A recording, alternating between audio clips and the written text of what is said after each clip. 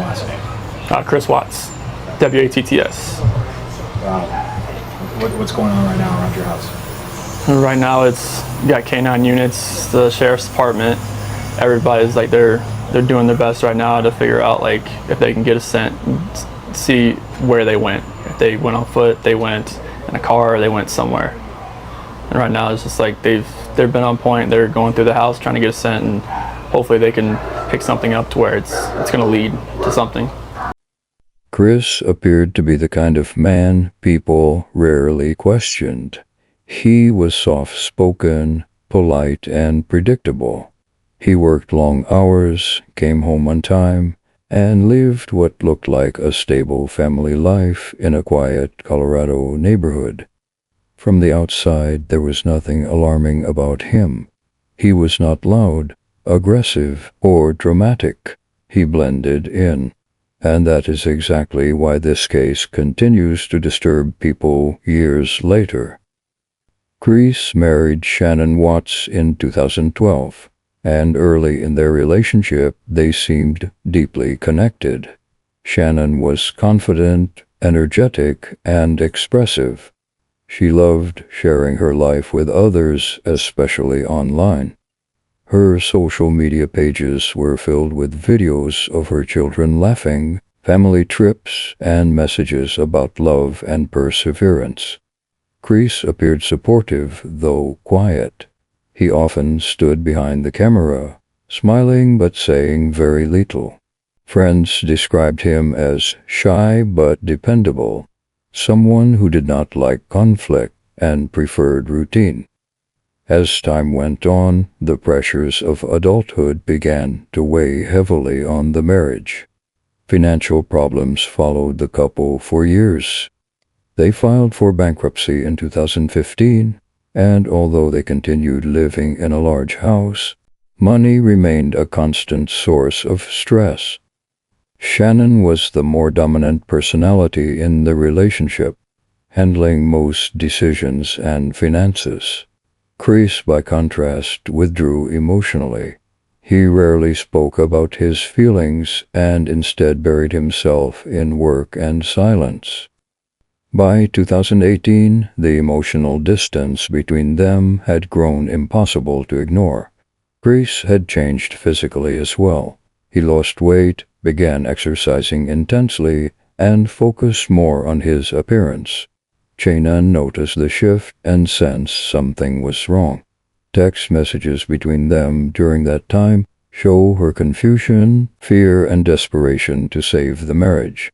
Chris responded coldly, often with short and emotionless replies. He told her he needed space, but he never fully explained why.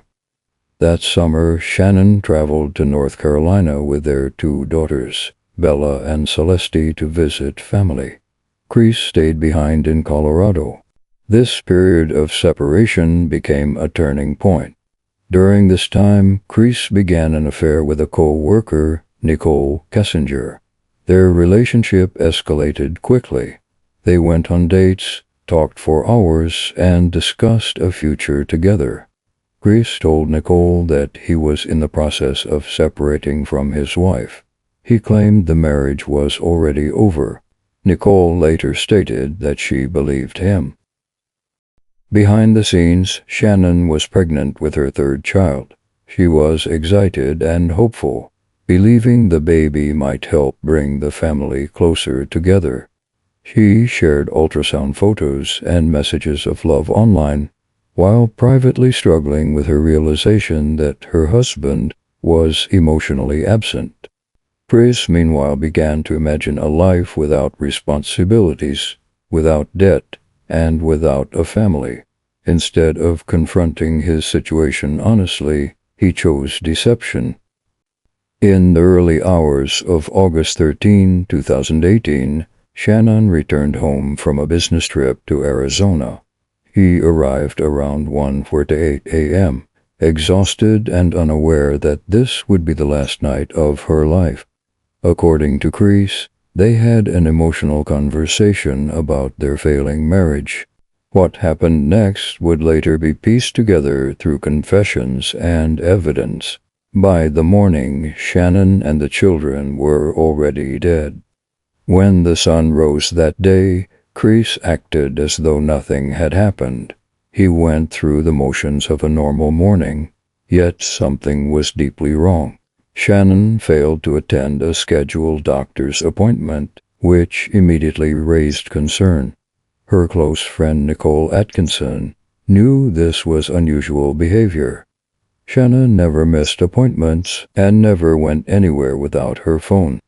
Nicole drove to the Watts house and noticed Shannon's car still in the garage. Her phone, purse, and medication were inside. Shannon and the children were gone. Police were called within hours. From the beginning, Chris' behavior felt off. He spoke calmly, avoided eye contact, and showed little urgency. He claimed that Shannon had taken the children to visit a friend, but he could not explain why she left everything behind. Officers noted these inconsistencies. They also noticed that Chris never asked where his family might be or expressed panic about their safety. A neighbor named Nate provided crucial security camera footage. The video showed Chris backing his truck into the driveway early that morning, something he rarely did. He spent several minutes loading items into the vehicle. Although the footage did not clearly show what he loaded, investigators strongly believe this was when he placed the bodies inside the truck. Chris later admitted this was true. That same day, Chris appeared on local television. Standing on his porch, he pleaded for Shannon and the children to come home. The interview shocked viewers. His words did not match his body language. He did not cry. He smiled nervously. He spoke as if he were inconvenienced rather than devastated. The public reaction was immediate. People sensed something was wrong, and law enforcement shared those concerns. Police asked Chris to take a polygraph test. He agreed, believing he could maintain his lies. During the test, he showed clear signs of deception. When confronted, his story changed. He claimed that Shannon had killed the children during an argument and that he killed her in response. Investigators did not accept this version of events. The evidence did not support it, and his emotional responses did not align with his claims. Eventually, under intense questioning, Chris confessed to the truth. He admitted that he murdered Shannon and then smothered Bella and Celeste. He described how he loaded their bodies into his truck and drove them to his workplace, an oil site owned by Anadarko Petroleum. There he buried Shannon in a shallow grave and placed his daughter's bodies into separate oil tanks. The details were chilling, not just because of what he did, but because of how calmly he described it. On August 16, 2018, investigators recovered the bodies. The reality of the crime became undeniable. The case shocked the world, not because of the brutality, but because of how normal Chris Watts appeared. He did not fit the stereotype of a violent criminal. He was a husband, a father, and a man trusted by his community. Grace was charged with multiple counts of first-degree murder, unlawful termination of a pregnancy, and tampering with deceased bodies. Facing overwhelming evidence, he accepted a plea deal to avoid the death penalty.